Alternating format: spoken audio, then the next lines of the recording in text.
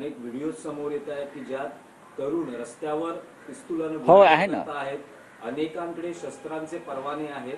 आणि अशा वेळेस हे सगळं प्रकरण घडल्यानंतर सगळ्यात आधी बीड मधले सगळे शस्त्र परवाने रद्द केले पाहिजेत तात्काळ आणि शस्त्र जमा केली पाहिजे.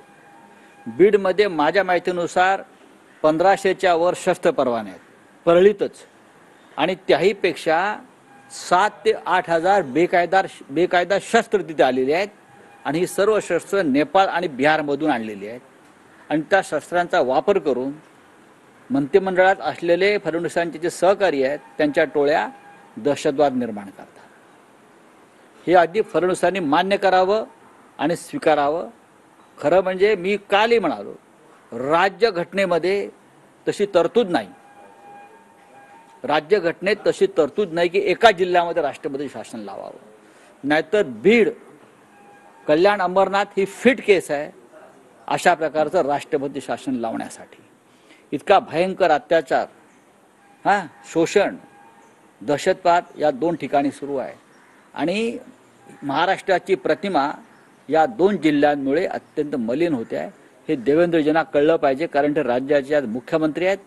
त्यांनी संविधानाची शपथ घेतलेली आहे सगळ्यांचं रक्षण करण्याची. मी मगाशी आकडा सांगितला, 38 पेक्षा जास्त लाडक्या बहिणीचं कुंकू ज्या पद्धतीनं पुसलं गेलंय हत्या करून. देवेंद्रजींना हे माहीत नाही, गृहमंत्री, बाकी त्यांना सगळं माहीत असतं. आमचे फोन टॅप करतात, आमच्या मागे हेर लावतात, सगळं करतात ना. आमची माहिती घेतात विरोधकांची, आमचे पक्ष फोडतात, वेषांतर करून फिरतात. देवेंद्रजींनी वेषांतर करून परळीमध्ये फिरावं. धनंजय मुंडेंना कोणाचा राजकीय आशीर्वाद किंवा फडणवीसांचा, आणि तो का आहे? फडणवीस अजित पवारांचा. तो का आहे? त्यांनी सांगावं, हे त्यांनी सांगावं.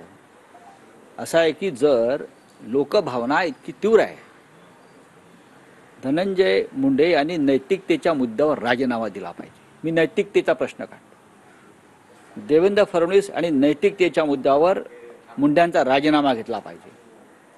मुंड्यांचाच नाही तर अजित पवारांचा राजीनामा घेतला पाहिजे, कारण त्यांना मंत्रिमंडळात घेतलेला आहे.